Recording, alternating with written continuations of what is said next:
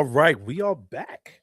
We are in the building. Shout to everybody who's tuned in, paying attention. You already know what it is, man. It's the bearded one in the building. We are back. Rally Radio is back. Shout to everybody who's tuned in, paying attention. You know how we get down, man. It's the bearded one in the building. We are setting it off. Here we go. Shout to everybody who's rocking with us, paying attention. We in the building, man. Early. It is going down today. We got a lot that we want to talk about today, man. I'm going to tell you. Been paying attention to a lot of things, seeing a lot of things going on. And for the most part, we've been keeping our mouth shut, because there's some things that's going on we don't agree with. But now that we back, we 100% back. We definitely going to be talking about these things. And one of the main things we're going to be talking about right now in the cold start. We're going to call this the cold start. We are talking about Kathy Hochul and them actually calling super speeders a law. I can't believe that. They're actually calling it into the budget, and they're going to charge you now. So now they're looking at possibly charging you now. What is a super speeder? Let's get into that real quick. First of all, shout out to everybody who's tuned in, paying attention. You know how we get down, man. What is a super speeder? What is a super speeder? A super speeder to them is somebody that gets 16 camera speed violations inside of 12 months, right? Now, to me, that is actually, I don't know if I fully agree with that because there's a lot of stipulations in there. One, that a lot of people don't even know where these cameras are. Let's be totally honest. They don't even want us to know where these cameras are. They don't want to tell us exactly where they shooting from or where they are exactly. Google and also Waze also had got into it with the NYPD over announcing inside of Google and Waze speed camera ahead. I believe they kind of won that suit, but you still got to be careful with that. So now we're also talking about them putting up cameras everywhere. Now, shout out to everybody who's tuned in, paying attention. There was there's a friend in my group who actually goes out and he looks for these speed cameras and he's finding them everywhere. I mean, all over Brooklyn, finding them all over Queens, all over the place. And it's like they're popping up so fast. I feel like there's not even notification that there's a speed camera around. Now, obviously, they're going to make it seem like, oh, well, you should know where the speed cameras are because if you do, then you won't speed through there. But I feel like that's like entrapment almost. You got a whole straightaway. I'll give you a case, prime example in New York City, the Conduit, North Conduit, I believe, headed on back to Queens. When you coming through Brooklyn, before you cross over from Linden, there's a school on the other side of the highway, and they actually got the nerve to put like 4 speed cameras there. And it's the highway, technically. It's you getting ready to enter on into the highway. And they have 25 miles an hour. If you get caught doing 35 miles an hour, you are a super speeder. And I think that's something that we got to contend with right now. The mere fact that they're going after, I believe, regular people. And the reason we can't even allow something like this to even go, not that we can't allow it now because they've done it. But the reason why this is a problem going into the law is because it's going to drop from 16 to 8 tickets to 4. And then soon you're just going to be having these devices in your cars. Let's get into this a little bit. So, for the most part, the Stop Super Speeders Act, officially known as the Senate Bill S4045C, was passed by the New York State Assembly on Tuesday, May 26th, as part of the state budget, sponsored by State Senator Andrew Guinardez from Brooklyn, Democrat from Brooklyn, and Assembly member Emily Gallagher, also a Democrat from Brooklyn. The final version of the Stop Super Speeders Act implements mandatory speed governors for drivers with 16 or more school zone speed camera violations in 12 months. New York City drivers with 16 or more speed camera violations will be required to purchase and install a speed limiter, which must then remain in the vehicle for at least, shout to my guy, Race Harley in the building, shout to Marlon in the building, shout to Erica, she in the building too. You already know what it is. So, it looks like they want the final version is going to be that you're going to have this for 12 months. If you get these violations inside of 12 months, you're going to have this limiter in your car, and you got to pay for it, and you have to have it installed. If you don't install it, if you have 16 tickets, and let's say you don't get this thing installed in your devices, they will send you a letter in the mail notifying you that you are a super speeder and that you are going to have this device put in your car. If you don't, they're going to fine you. They're going to fine you, I think it's $1,500, and you're still going to they're going to suspend your registration after that. So what's the first questions that come to our mind? First and foremost, shout out to everybody who's tuned in, paying attention, dropping comments. You already know how we get down. We are in the building. My thing is this for the car or the driver? Because that is the very first problem that I see with what they have going on, right? Is this for the car or the driver? Because let's say you in a one-car household, right? Let's say it's you, your spouse, and you have active driving children, maybe 18, 20, 21, right? And let's say for the most part, everybody drives a car. Maybe your kids take it to the store, they're going somewhere with their friends. Your wife drives it to work, you drives it for leisure, and your son may drive it back and forth to practice. If nobody's paying attention, and if you don't know where these cameras are, you are going to get these speed tickets, these camera tickets. You can get them like that, and next thing you know, you have 16, and you won't even know it. Let's say, for instance, you get a speed camera violation. The husband gets a speed camera violation. The wife gets one. Let's say the kid's not paying attention, get 2 each. You are like at 6. And I feel at that point, you're in the danger zone. Shout out to everybody who's there paying attention. Don't forget, you can vote on our poll that we have right over here at the bottom over here. Do you agree with the super speeder rules in NYC? You could definitely vote if you like. Yes, no, or you feel it doesn't apply to you. Also, we have our QR code right over here in the top left corner over here, where you can actually scan it and go right to our YouTube page to subscribe to our YouTube page. This is Rally Radio. We are in the building. With that being said, these are a lot of things to think about, in my opinion. Now, on top of all of this, you got to pay for it to be put in your car. You got to pay for the limiter to be put in your car. Now, it doesn't limit you to the speed limit. It lets you go 5 miles over the speed limit. So let's say if the speed, and what it is it's tapped into your GPS. So now they're installing something in your car that's going to be tapped into the GPS of the car. And what it's going to do is going to find the speed limits for where you are, and it's going to limit your car to that. Now, a lot of people may look at this like it's a fix.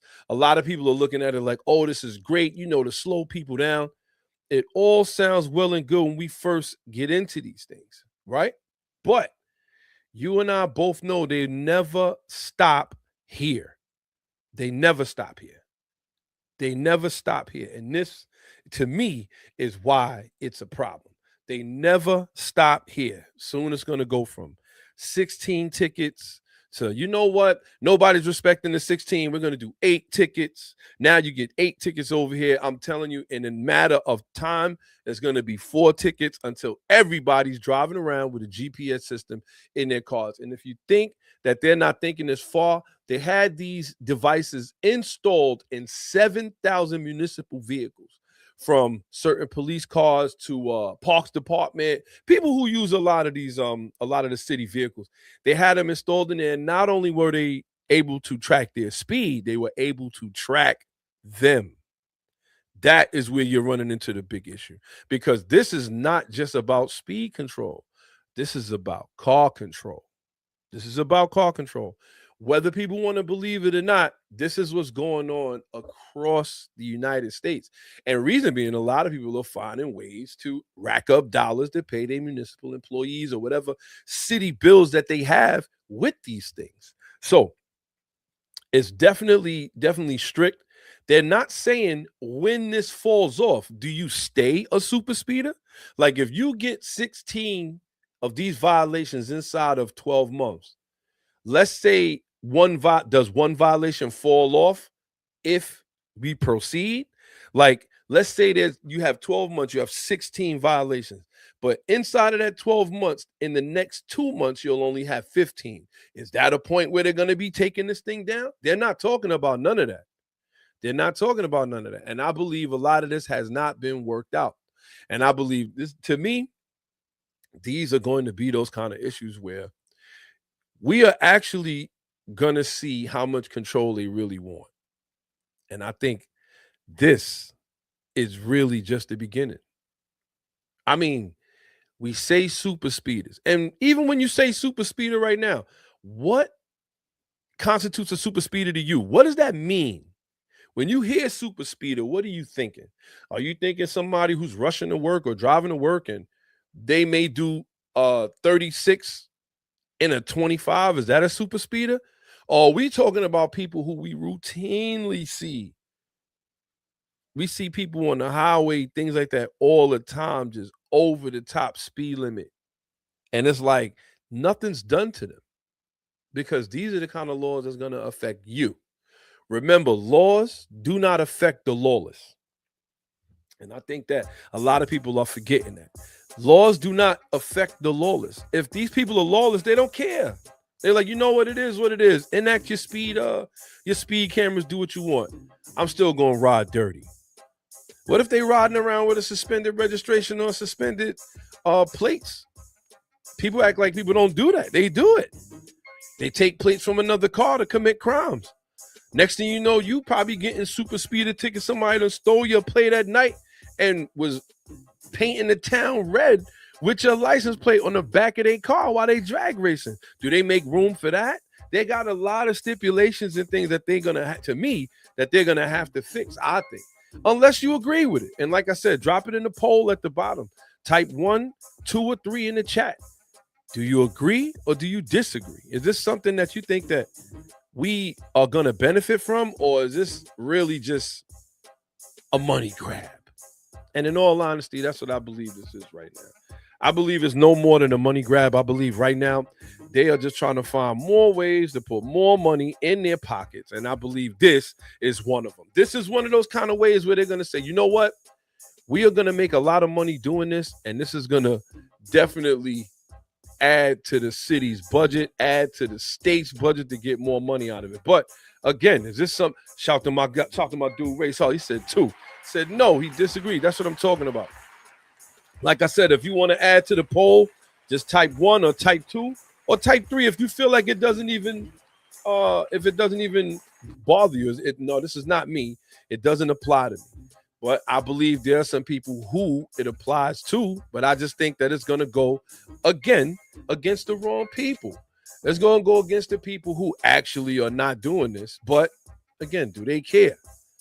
I think that we're going to have to really, really think about that when it's time to vote again, because stuff like this, it's like bad enough. Speed cameras. All right. Red light cameras. Okay. Bus lane cameras. Okay. Parking tickets don't went up. Your insurance is up. Congestion pricing. At what point are we just going to say, yo, this is an all-out onslaught of people who drive or ride motorcycles? And they're not even talking about motorcycles. Can they even install a GPS of that size on your bike? Oh, man, I didn't even think about that. But now that we're thinking about it, it's just a whole nother side of it, you know? Well, in all honesty, though, we can see that it was going this way when we started to have a lot of casualties. But let's get into this a little bit more. The move follows years of alarming data about New York streets. According to a 2025 analysis from Transportation Alternatives and Family for Safe Streets, traffic crashes killed 253 New Yorkers in 2024, which works out to roughly 1 death every 35 hours. I hate when they do that because I feel like that's scare tactics. Right? Pedestrian fatalities surged 21% compared to the year before, and child deaths on the roadways climbed to 33%.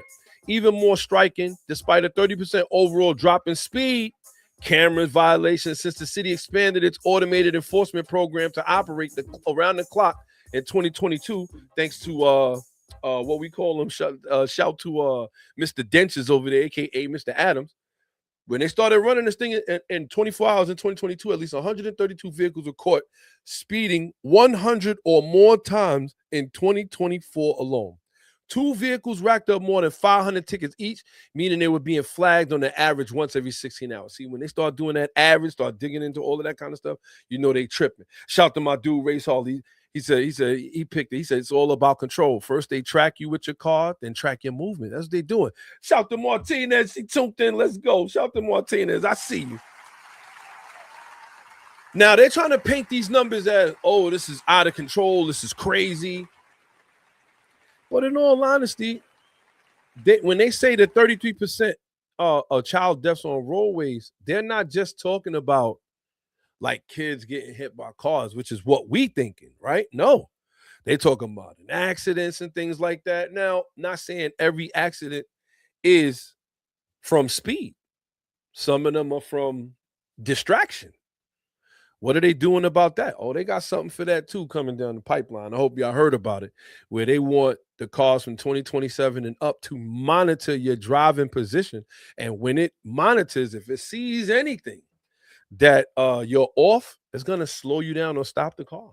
If your driver's position is off, if it feels you slacking, or if it sees you on your phone, it's going to stop and pull you over.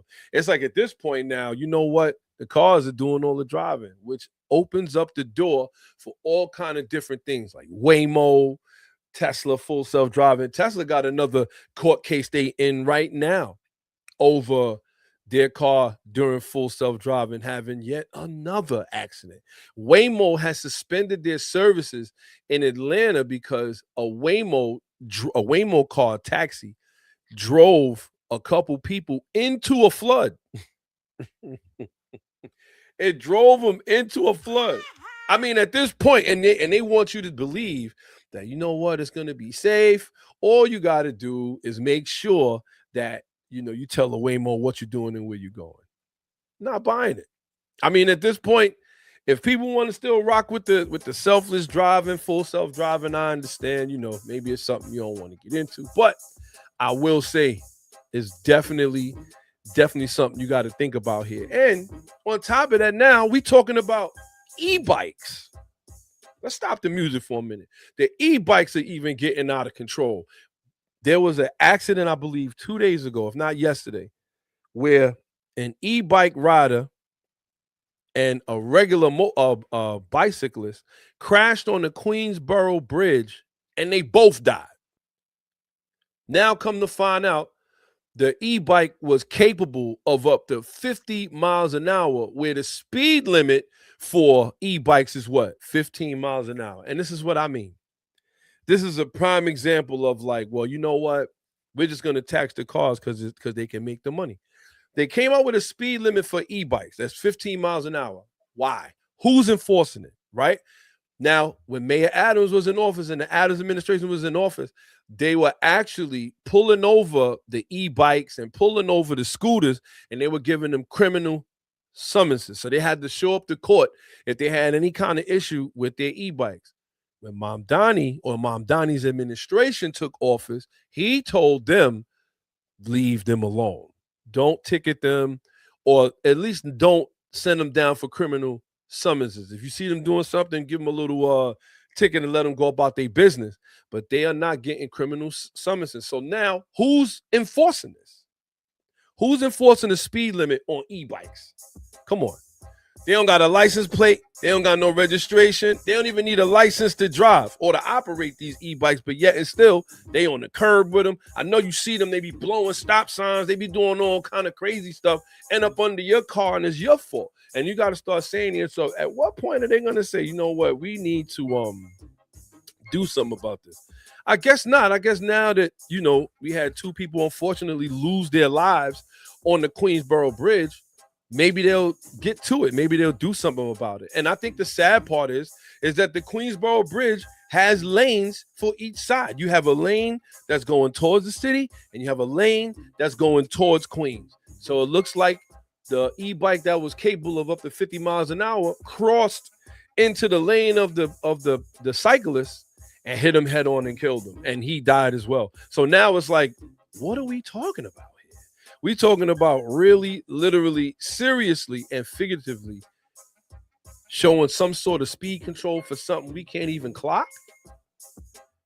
That's your New York City right there. That's your New York City in the whole right there. And this is why I say we got to make sure of who we putting in office, or at least some of these senators, like they're advocating for things and not even thinking it all the way through. Like, for instance, like I said, is this super speeder thing to your license, or is it to your car? Like, they don't, so it doesn't matter who drives the car. We just want to make sure we slow the car down. But what if the super speeder rent a car? What if, like, there's so many things around this that I just can't believe they think this is the answer. Now watch it be somebody's family member who's actually installing these devices or creating these devices that's going in your car. That's a whole nother lane of madness right there. But with that being said, you know how we get down, man. We are in the cold start, and we're going to jump right into our show. This is madness, in my opinion. But what are we really going to do about it? I think that's what we're going to have to think about next. What are we going to do about this? Remains to be seen. But with that being said, let's get into our weekly specs, y'all. We got a lot of news. Let's go. Weekly specs. Auto news for all the listeners, only on Rally Radio. All right, shout out to everybody who's tuned in, paying attention. Don't forget, man, you can actually hit the QR code to go straight to our YouTube page to subscribe. And don't forget to drop your vote right here with the poll that we got going on. Are you a super speeder, or do you agree with the super speeder rules in New York City? 1 for yes, 2 for no, 3 for it doesn't apply to me. With that being said, shout out to my guy Marlon, tuned in early. You know how we get down, man. Let's go. He said they was on the bike lane on the side of the bridge. It's on one side of the bridge that has lanes for both directions, which is narrow. Yeah, but they have lanes, but nobody's enforcing it. No way. This is my problem. Nobody's enforcing it. No way. Ain't nobody saying anything about none of that. They're not enforcing none of it, and they can't technically. Think about where they were. They were on the Queensboro Bridge, on the side of the bridge where there's 2 lanes, right? And they expect people to not only ride through there, they want walkers to respect it as well. So it's a lot going on in there. Don't be shocked if they eventually put speed cameras on the walk side of the bridge. But with that being said, we are in the building, man. This is how we get down. You know how we get down, man. It's getting ugly out here. But with that being said, this is what we got coming up next. Looks like Ferrari dropped an EV, which I think is hilarious. Ferrari drops an EV and upsets the whole automotive world. I don't know if any of y'all seen this. If y'all get a chance, y'all could definitely check it on our Instagram at Rally Radio Podcast. Definitely could see it there. We can't believe what was put out there. First off, this thing to be a Ferrari, let's just go through the specs a little bit. And I think when we go through the specs, I think that'll kind of like put you in a different perspective. When I saw the Ferrari, I couldn't believe that Ferrari made this. I'm going to be honest with you. I watched the unveil because I wanted to see what Ferrari was going to be doing. I said, you know what? Maybe they're going to shock us and actually give us a good EV. And they did opposite of that. They did opposite of that. The Lucci is called the Ferrari Lucci or Lucci. We'll say it in Lucci, right? The Lucci was designed jointly by Ferrari's Centro Stile in Maranello and Loveform, the design firm found by Jony Ive, the man behind the original iPhone's iconic look. Let's stop right there.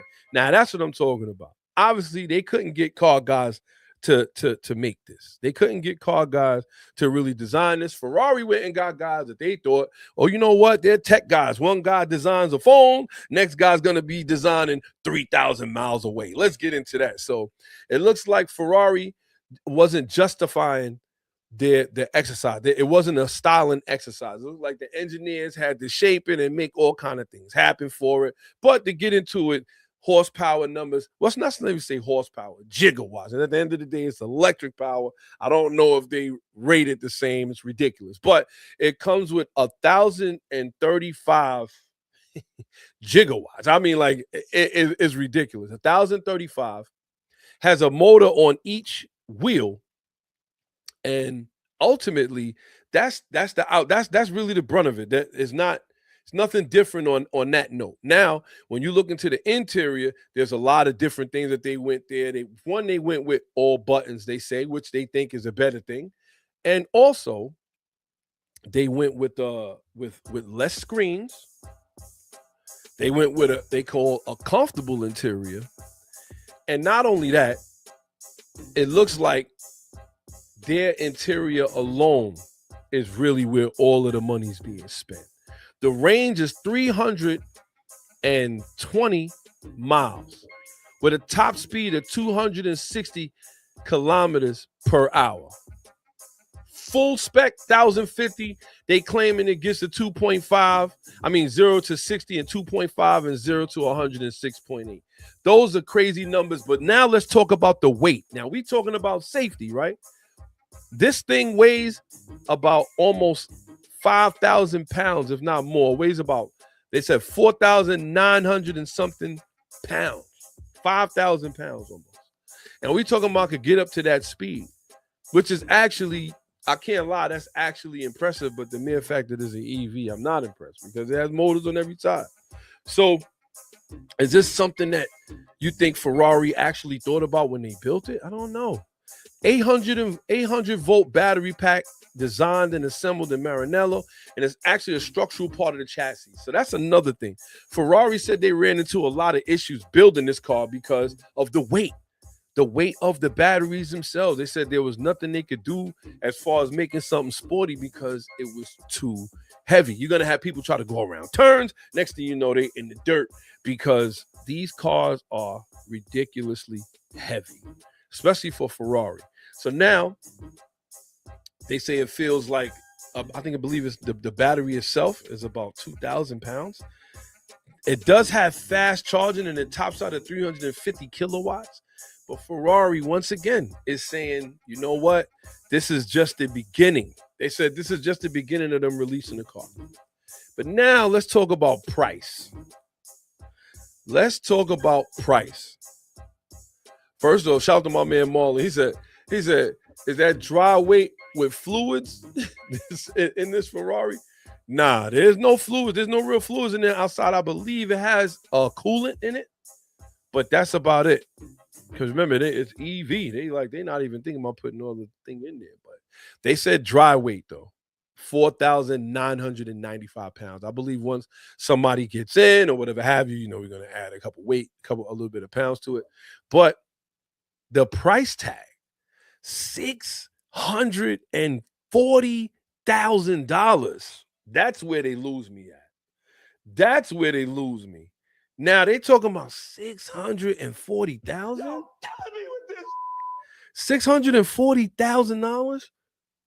What are you walking by for $640,000? I think that has to be. I don't think I've ever heard of anything like that. That's a lot for an electric vehicle.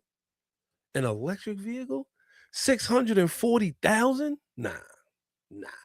But then again, I've seen worse, right?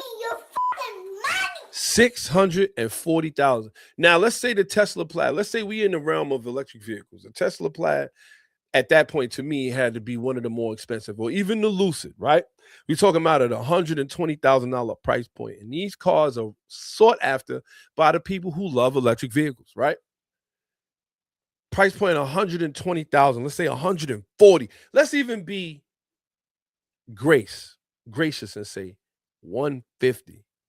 What does Ferrari have in that car or in that electric vehicle, mind you, that is able to say with a straight face that we're going to have an upcharge of almost $500K? That is crazy. You must really love electric vehicles if you feel like you have no problem spending 640. What are you walking by for that price? We talking about supercars you could get for that price. And we talking about really walking by that? I just can't understand that. It's too much in my opinion. 640,000. But then again, I don't want to think with somebody else's pockets. I will say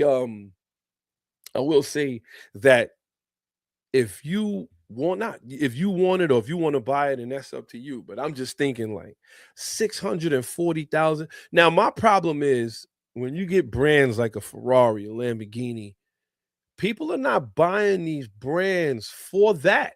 And I feel like they're actually turning away from their core market. A lot of people pay Ferrari money for what Ferrari offers. And that's going to be what? That's going to be a top of the line sports car. Some people may not want it for that. They may want it just for the looks, the style, or shout to my guy Marlon, the yellow badge, the yellow horse badge that's on it. That could be another reason why they jumping in. Shout to Race Hall. He said 5,000 pounds of rolling hazard. Imagine that damage, lose control at 100 miles an hour. That's what I'm saying. But we still talking about super speeders. And, oh my God. Like, you know what I'm saying? Like, these are the things that people are doing here now. And I want to say, even as far as the electric vehicles are concerned in general, we here at Rally Radio, we've always been against them because to me, they're not cars. But now when you look at the sheer size, mass, how fast they're going, how much they weigh, it's like, yeah, these things could be death traps if they're in the wrong hands. But I say this for the most part. If you're thinking about getting a Ferrari EV, don't forget, we're going to post a picture of it on Rally Radio so you can see for yourself. Don't forget to scan the QR and sign up, subscribe. You know how we get down, man. With that being said, we're going to get right back to it. It looks like I said, Ferrari is definitely jumping out the window with this. And obviously, the automotive world took notice, right? The automotive world took notice of what they was doing. And Lamborghini, being the first, Lamborghini said, yo, you know what?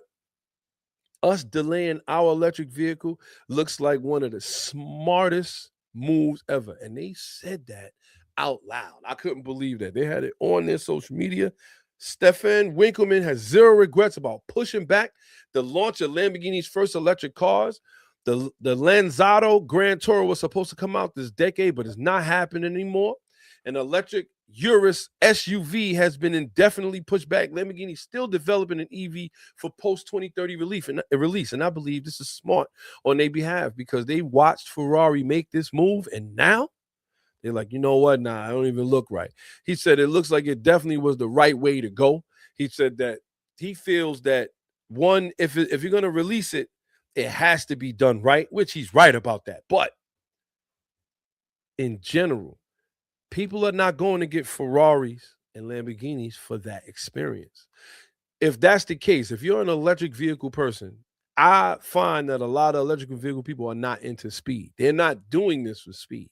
And they're not doing this because they're like, you know what? Oh, I want the futuristic car. And that's where a lot of other places was going. You start to read a lot of magazines, a lot of culture about, oh, you know, this Ferrari is groundbreaking. And, you know, it's a lot like Back to the Future. Like Marty said, he said, you guys are not going to like this, but your kids are going to love it. And it's like, yeah, whatever, right? Like at the end of the day, don't try to sell us on something that we know we don't want when we first see it. Yeah, maybe your kids may be into it, but kids are also not into driving anymore too. They end up taking Ubers and everything everywhere. They don't even want to own a car. So let's just take that into consideration. But Lamborghini has said that, you know what, us holding off on the electric vehicles is smart out there. And I think it was too. I think what you do is you give people opportunities to buy your cars. And if that's the case, you're going to have one or two electric vehicles, whatever have you. They're going to have a Urus, and they're also going to have this Lanzada Grand Tourer. That's fine. If you create more along the way, we can understand at that point we're going into a future. Maybe we'll have a different type of fuel, maybe a fuel that burns cleaner. But in the meantime, the mere fact that a lot of these cars, not even a lot of these cars, just Ferrari in general, released this car and then went to a cell phone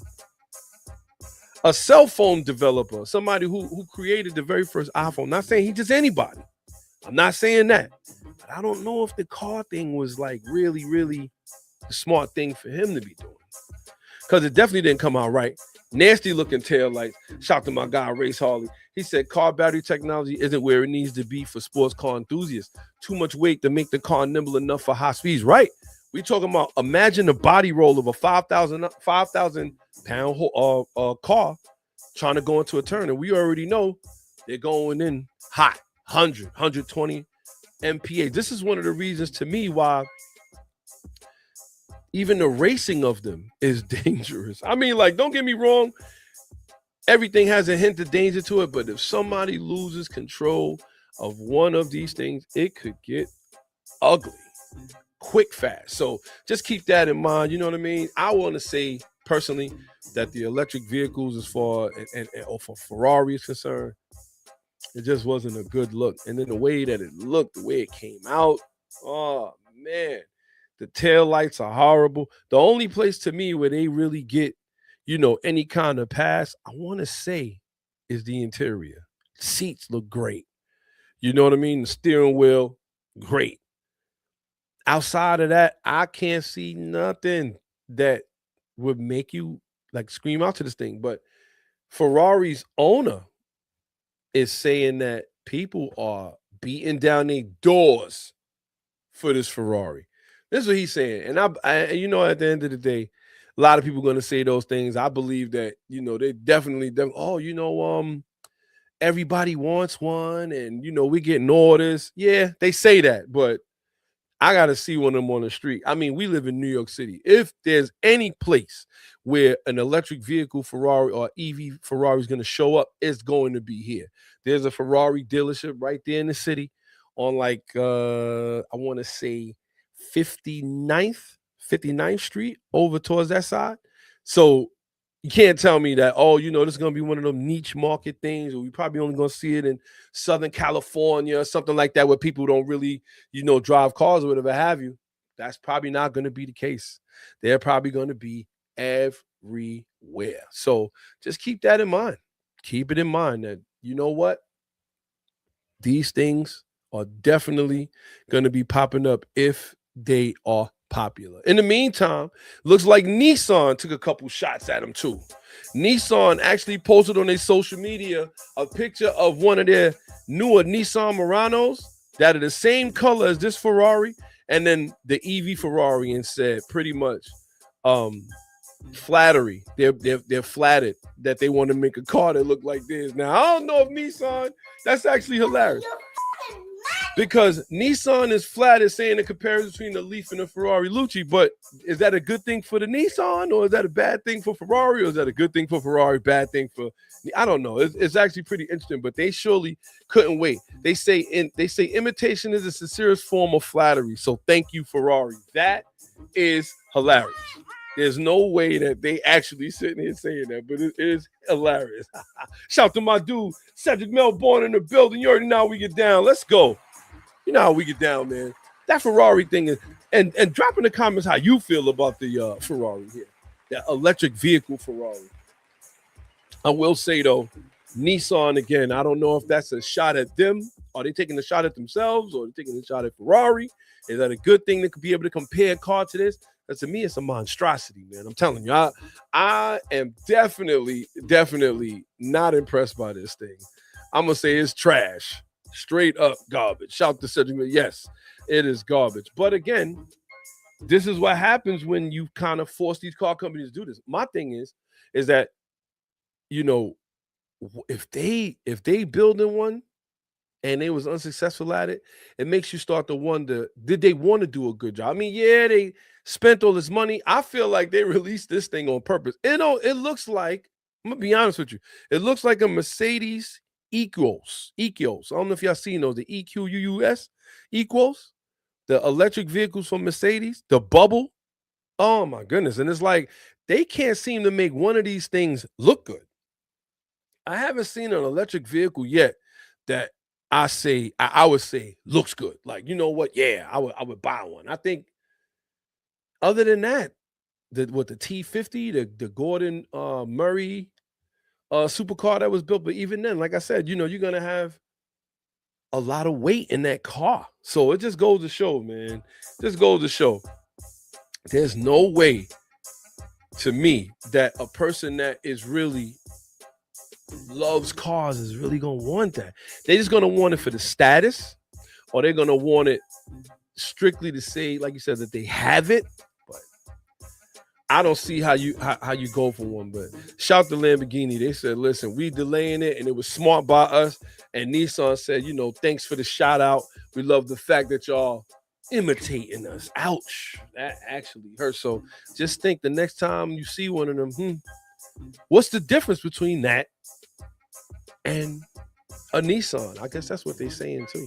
Very interesting ordeal here, man. Very interesting ordeal. With that being said, you know how we get down here. We are in the building. Shout out to everybody who's tuned in, paying attention. We're going to jump right into our tech talk. That's our next little segment that we got going on. So stay tuned. You know how we get down. Let's get it. It's Tech Talk with Pop the Bearded One. All right, we are back. Tech Talk. We are in the building. We are in the building. We are here. Shout out and attention. So, with that being said, a lot of people are looking at this next little topic we got going on here. Dodge is out here doing work. Dodge, since the last time that Rally Radio has been on, a lot of things going on in Dodge. One, they brought back my man, Tim Kuniskis. Timmy, they brought back Timmy. And since Timmy been back, Dodge has had a whole new look. Ram especially has had a new look. Ram has went out here and they have created a whole nother lane. Once again, you know how they get down. The Dodge Ram muscle trucks. Oh, man, you got to love it. Dodge had, Tim Kuniskis rather, has came out here and you know what? He started up a whole nother war, man. To me, the pickup industry has been doing great. I don't think nobody out. I believe a lot of people who buy pickups, they either need them for work or they usually keep them forever because they're good to have around. You go to Home Depot, especially if you're a homeowner, you go to Home Depot, pick up some things, throw it in the back of the bed, and you can take it on back home without having to rent a vehicle or anything like that. But it looks like Tim Kuniskis said, you know what? They could use an upgrade. So they actually are going to be coming out with the Ram Rumblebee. Oh, the Ram Rumble. Can we get one time? Can we get a round of applause for Tim Kuniskis out here actually giving the people what they want? It looks like Dodge is the only one that be listening to the people who actually buy their cars. They're like, yeah, you know what? Dodge, they are selling, and they're going to be selling a lot of these. Now they're going to have their entry level Rumblebee, which is going to be like an SRT. It's going to have a Hemi 5.7 liter engine in it, capable of 395 horsepower, which is pretty good. That's the entry level one. Now, mind you, all of these trucks are slightly lowered. Beds are slightly shorter so that they can actually fit the bill. Now, they are all-wheel drive, which is crazy. And when you get to the Rumblebee, the SRT Rumblebee, 777 horsepower, it can actually disconnect this all-wheel drive and have the rear only so it could do donuts, which is crazy. But from there, you're going to have your SRT version, which is going to have, or 392 version, which is going to have the 392 V8 in it, putting about 480 horsepower, also all-wheel drive, or could disconnect to rear wheel, which is going to be great. But then you have the SRT Rumblebee. Now, for those that don't know, there was a Rumblebee before. This is not the first time that they used it. And this is another reason why I like Tim Kuniskis. He goes into the history of Dodge and Ram, and he actually recreates some of these cars that were legends when they were out on their own. Shout to him. But now, on top of all of that, it looks like Dodge is definitely bringing out a replacement Hellcat. Dodge confirms they have a new sports coupe, but it's not going to be a Viper. Now, we already remember the Viper, 8.3 liter V10, nasty, 500 pounds, 500 horsepower, 500 pounds of torque, ready to go. Unfortunately, it is out of here. It's gone. It looks like they're going to go with something called the Copperhead, or so we thinking. But we got to see for ourselves. Dodge has definitely give the people what they want all the time. They give the people what they want. And it looks like, again, Tim Kuniskis is behind it. They're going to have up to 30 new vehicles between now, Stellantis, between now and 2030. They're going to be releasing new vehicles, getting rid of all of those vehicles that they did have, and they're going to come out with some new ones. So what's some of the new ones, Bearded One? Looks like they definitely coming out with new things from Chrysler, new things from Dodge, obviously Jeep and Ram. And they're going to be coming out with a slew of different cars. They actually put out a poster of how many different cars, and they have some of them veiled up. And one of the ones that are veiled up is the Copperhead or the Dodge sports car. So it looks like Dodge is definitely reaching on a point of, you know what? We are going to give the people what they want. Now, if there's going to be an affordable sports car, that'd be great. An affordable sports car would be great. But we also got to think that Dodge is also thinking along the lines of a muscle car. So what do you think is going to be? I think personally it's going to be an updated muscle car. It's probably not going to be something as ferocious as a Viper or track ready as a Viper, but it's definitely going to handle a lot better and have a lot more power, and it won't be electric. Those are the three things that I think Dodge is going to do. They're going to build us a car that's going to have more power. It's going to be a V8, definitely behind that. Definitely going to be having a V8 in it.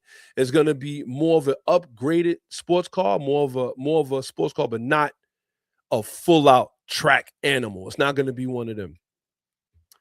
I can't wait to see what they do here, because I truly believe that Tim Kuniskis is probably one of the best CEOs or just best brand manager in general that we've seen out here. I believe Nissan's going to follow in his footsteps. They're going to create they already had the 400Z. They took the Nismo version and turned it manual just for people who want to get one.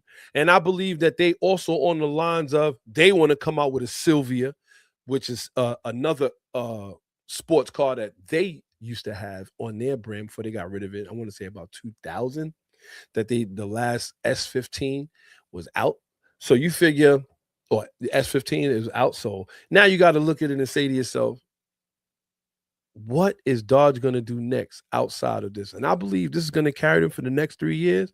And after that, we'll see where our nation is as far as VAs, and are we going to be doing another thing where they're going to be wanting to go full electric? It's just going to remain to be seen. But I will say that this guy, Tim Kuniskis, he is one of the greater CEOs that I have ever seen. I'm telling you, this guy, he definitely knows what his people want, and you know what? He gets it to them every trip. Shout out to Molly, said, except car that's not easy to steal. Now, that has always been a thing with Dodge, is that a lot of their cars are easy to steal, or maybe just not them in general, because I'm gonna tell you, they just busted a ring in Ghana of 40 stolen cars from Canada. And trust me, it was across the rainbow, from Acura to Chevy. I believe the weirdest thing I seen that was, well, we know they stealing the Kias. They had a lot of Kias in there, but Hondas in there too. 40 different cars they were sending overseas in cans, and they just busted that a little while ago. You may hear about it later on during the week. But in all honesty, I believe the thievery part is up to you now. Like, you got to know that these people are after whatever you got, and they definitely are willing to do anything to steal it. So that's one of the reasons why I say, if you're going to spend $100,000 on a car, you should be spending at least $1,000 to $5,000 in security. You have some people that go out there and they throw the tiles in their car, or, you know, and they're like, oh, I'm good, you know, insurance will cover it. Unless you modifying it. If you modifying it, they're not covering the modifications unless you're paying more on car insurance. So just something to think about there, man. With that being said, we are in the building. It looks like Beverly Hills is cracking down on their exhaust in the city as well. Porsche Carrera's GT is busted among other cars. Definitely going to be interesting. Shout to Marley. He says, spend $50 on the kill switch. I'm going to tell you, side note, got a homeboy who had a Jeep Gladiator, and he had a lot of those different things. Like, they actually ended up stealing his car from in front of his house. When they found it, now they don't know what they did with it, because they found it in one piece, right? When they found it, his keys wasn't even working for the car. So I don't even know if they they believe that these guys are hooking up the programmable the programmable iPad things that they have in the dealership. And when they do that, they're just dialing up and just creating keys for themselves, starting and driving this thing like it's legitimate. And I think that's crazy. When they found his car was still intact, nothing stolen. He said the worst case, maybe they took some change out the, but at the end of the day, it was just, he went to start it. He went to see if he could start it and drive it home, and the car did not even recognize his keys. It did not recognize his keys. So at that point, he had to have it towed to a Jeep dealership where they had to reprogram the car. And let me tell you, it took them like a week and a half to do it. So I don't know what exactly these guys are using. I mean, they talked about it on the news, all kind of different devices, but they are using them to steal cars. And it's like, they're not even tearing them up no more. Remember before they find the car with a busted window or, something like that? Nah, these guys are stealing it in pristine. So just think that you could be driving on the street and you see a nice car. You think, oh man, he has a nice car. Wonder where he works. It could be stolen and you just don't even know because they don't do anything to him. Shout them all. He said they parked it to see if it had a tracker. That's exactly what they was doing, and it did. So they was like, leave it alone. But I feel like they could disconnect those two if they want to. They done did so much. So very interesting. I would say definitely when it comes to auto theft, you want to make sure that you're spending everything you could spend on your car. A lot of people don't agree with that. A lot of people are like, listen, I have insurance. That's why I have insurance. But we all know that you take a loss. Let's just hope you're not upside down. You don't owe more than what the car is worth. A lot of people are upside down in a lot of their car loans. And next thing you know, they got to take the rest of that car loan into another car loan. This is how people end up owing $40,000 or paying $50,000 for a used Ultima because they have the rest of their other auto loan in that. And if you don't have gap coverage, which a lot of people don't understand how gap coverage or any of those things work. But if you don't have that coverage, they're just going to pay the car off if anything happens to it. If they steal it inside of 2-3 months, you could be in real trouble. Or at least financially, you could be in a real bind. So just keep that in mind, that it could go the other way. And if it does, you just want to make sure that you have all the coverage necessary. And this is why I say do the best you can at home or for your car. Yeah, the tile things are great. You could track them if you want, but you can also do other things. They have drone mobile. I've been looking at that for my Type R itself. Drone mobile, tremendous. You could actually track the car from your phone, shut the car from your phone. Like they have so many different things out here now that is almost ridiculous that people are able to walk away with this many stolen cars. And it's like there's nothing really, really being done on it because at the end of the day, there's nothing worse of a feeling to get up and see something stolen. When they stole my motorcycle, that's how I felt. I got up in the morning, saw my garage door cracked halfway open, and my motorcycle was gone. I walked around the garage thinking I left it somewhere. Like, check the street. I was like, I didn't park it on the. Before I called, I had to pick up the Rover. Like, yo, they stole my motorcycle. So trust me when I tell you, if you gonna spend $50,000 on a car, do yourself a favor and spend on the security too. Do it. Nobody needs to know because it's up to you. But I say do it, especially if you want to be a more responsible owner. So with that being said, we are here. We are in the building. We got a couple other things we got coming up right now. Other than that, we're going to jump right into this driver's etiquette. Got a question for y'all out here. Let's get to it. Driver's etiquette. Because sometimes you got to get this off your chest. All right, driver's etiquette. We back in the building, y'all. You know how we get down. Now with driver's etiquette, we like to ask a couple questions. Sometimes you got to get it off your chest. You could call up. That's the new number, 347-565-4839. Once again, that's the new number up there, 347-565-4839. You know how we get down. So with that being said, we are here. We are in the building.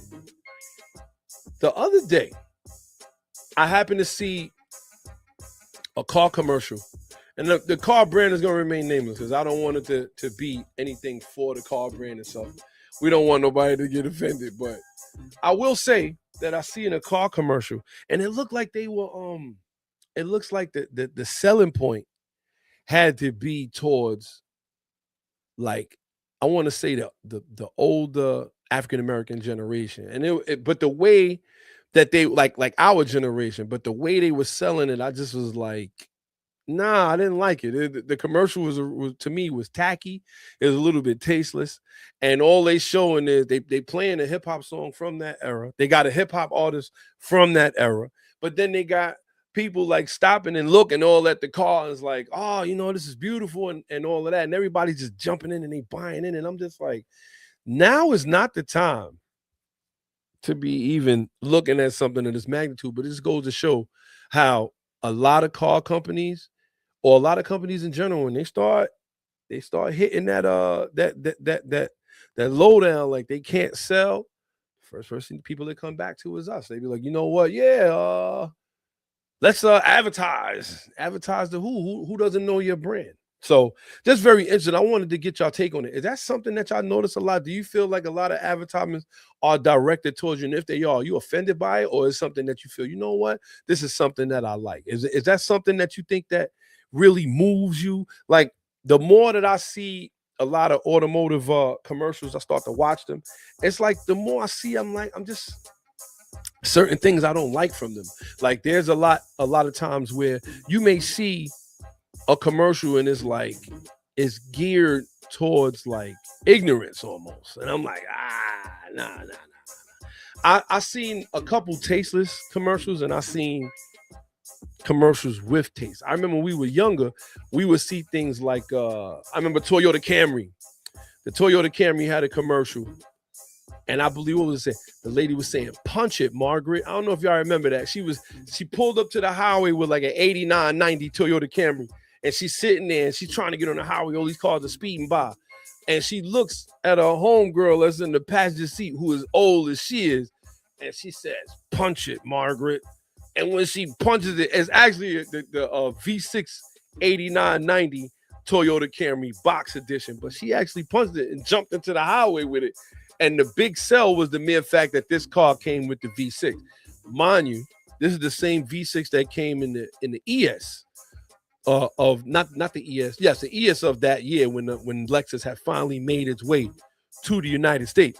But she was like, "Punch it, Margaret," and I thought that was hilarious. Like, how many people pull up to these kind of places and be like, "Yo, I don't think I have the power to do it." So they was definitely picking apart the driver, not necessarily a genre. And I think that's what it is that kind of gets under my skin about it. Is like, you're not looking for drivers, you're looking for a certain genre individual. And I think that when it comes down to a lot of those things, I'm not really a fan of it. Just something I wanted to get off my chest. This is driver's etiquette. Just wanted to talk about a little bit. These are the kind of things to me that makes a difference between a great automotive company and one that's not so great. Like I said, Dodge is appealing to the driver. When they come out with muscle trucks, you know they only talking to like the drivers. They're not talking to people who, oh, you know, I'm thinking about getting me a pickup. If you're thinking about that, then you want to go over here to these regular Dodge Ram 1500s. But now when they are talking, when they're saying muscle trucks, when they're saying Hellcats, when they're saying Copperheads, these are not cars that they're saying, you know what, we're advertising them to the regular or to a certain genre of people or a certain race of people, excuse me. They definitely, you got to be a car person to be into some of the stuff that's coming out. You know what I mean? So shout to them. Like I said before, I think that's one of the greatest things about my man Timmy over here. He already know what he's doing. So with that being said, we're going to jump right into our next little segment we got going on. Get ready to get up out of here in a little bit. But before we do, we're going to jump into our Legends of Auto. Let's get to it. Legends of Auto. Real legends never die. All right, our Legends of Auto, we are here. Now, our Legends of Auto today is going to be, I haven't seen one of these in so long, but when they started talking about, you know, the muscle trucks, it definitely brought me back to it, and I just wanted to talk about it. This truck right here, the 2004 Dodge Ram SRT 10, legendary performance truck, legend of auto in its own right. 2004 Dodge Ram SRT, legendary car. First generation, it stuffed the first generation Dodge Viper massive powertrain into a regular cab pickup. For the 2004 model year, it was offered strictly as a regular cab short bed with a manual transmission, four-door quad cab version for the 2005 model year. Some of the key some of the key specifications for the performance were: the engine was an 8.3 liter V10, 505 cubic inch V10. Now, we already know Dodge Viper engine sounded crazy when you started it up. 500 horsepower, 525 pounds of torque. Had a Hunter shifted Tremec T56. We all know Tremec is always behind the American manual, so you already know what it is. The drivetrain was a rear-wheel drive pickup. Oh, my goodness. On top of that, it was rear-wheel drive. 0 to 60 to 4.9 seconds. Quarter mile, it was doing the quarter mile, 13.6 seconds. Top speed of 154. You got to say to yourself, wow, this thing was more than a legend. I remember going to the car show this year when this thing came out, and you could not believe it. Like, I was like, wow, it's not one of those things that you think they would sell. This looks like something that would have been a concept, but it wasn't. They actually put it out there for people to buy, and I thought that was crazy. Came with a 22 by 10-inch custom Viper style alloy wheels wrapped in 305 40 R22 Pirelli Scorpion Zero performance tires. At that time, those tires alone, outside of probably going to get, if you're talking 2004, probably going to get yourself some Nito 555 Rs, or these tires were very expensive at this time. They were very, tell you the truth, Pirelli at that time was really doing a multitude of things with tires, because motorcycle guys was buying Pirellis up at this time. So we talking about beauty. This is ridiculous. I don't even think nobody, they said it could tow 900, but I don't think nobody was towing anything with this. This was a strict amount of people who wanted this car and who could afford it. Don't get it twisted. It wasn't cheap by a long shot. It wasn't cheap. But the mere fact that people did go out and buy it just goes to show that a lot of people think that what Ram is doing is not going to work. There's a market. There's definitely a market. The interior is great. Exterior is great. It ran a 13.6 for a pickup from the factory. And we talking about 500 horsepower. Who knows what else? And I mean, even when you look, when they finally popped the hood of this truck, and when you look in there and you see, you don't see the whole V10.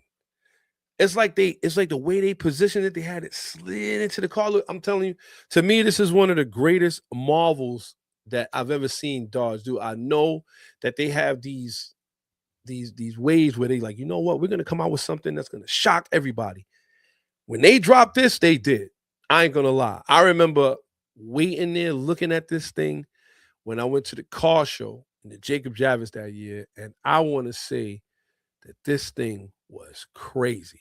And they had like one, like that's when you started going to the car show, and they had one like chopped up so you could see like some of the workings, the inner workings of the vehicle. And I'm telling you, man, they really went out with this thing. And I want to say now it's probably worth even more. When Dodge was releasing the Rumblebee and they was releasing this 392 and this 5 point the 6.4 liter 392 version, they had one of these sitting right there clean. I never seen one this clean in so long. I was like, I don't know where Dodge got it, but shout to them. Our legend of auto today is going to be the 2004 Dodge Ram SRT 10 performance truck. That is our legend of auto. You already know. Legends of Auto. Real legends never die. Oh, man, I'm going to tell you, man, that was definitely to me had to be one of the greatest pickups I had ever seen.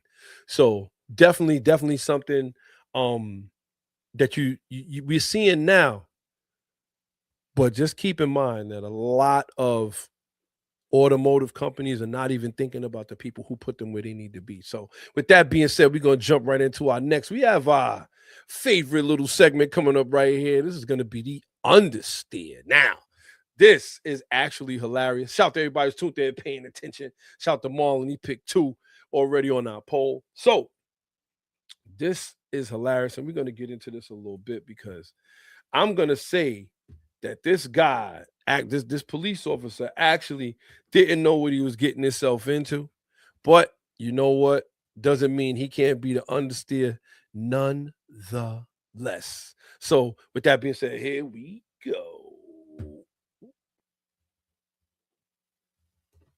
The understeer. So recently, there was a woman who was pulled over by a police officer who happened to be born without a right hand. She was ticketed by a police officer for driving with her phone, he was saying, in her right hand. This is crazy.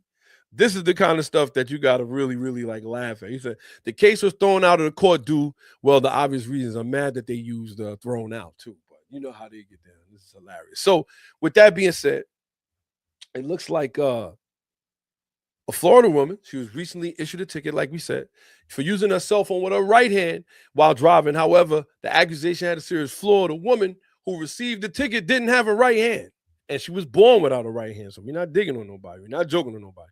It looks like it happened back in Florida in February when she was stopped by a deputy at the Palm Beach Sheriff's Office. Thomas recently shared the body cam footage of that traffic stop on her Instagram. The video has since gone viral. It appears more likely a Saturday Night Live skit than anything else. She pretty much, the video opens with the officer explaining, what you did. Like, listen, I saw you on your phone, boom, boom, boom, boom, boom. And she pretty much is saying, she shows the officer that she doesn't have a right hand. He said that I specifically saw the phone in your right hand. She said, I don't have one. So then she said, so do you want to just call this a day? The officer, though, undeterred, continued to insist he saw Thomas use a phone with her right hand. She again shows the officer that doing so would be impossible for her. Still, he presses and he asks her if she used the phone with her hand, then asked her to raise your hand to God. Told her to raise her hand to God and swear she wasn't using the phone in her hand. She raised her right arm, which again does not have a hand. This is classic. The officer then asked her to raise her other arm, which she does. He then requests her driver's license, registration, and insurance. She complies with it. Still issued a ticket for using a handheld device.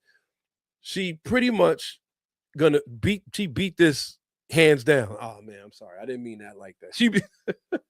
She beat this case hands down. There was no way that they was going to get her for this. But at the end of the day, it was definitely something that this guy should have paid attention to. So the understeer goes to the officer at the Palm Beach Sheriff's House. Obviously, they don't want to release his name because he would be on every Saturday Night Live if that's the case. But with that being said, shout out to everybody who's tuned in, paying attention. We're in the building, man. We are here. We just wanted to step back in, let everybody know Rally Radio is back. We will be here. We are making our moves and doing what we got to do.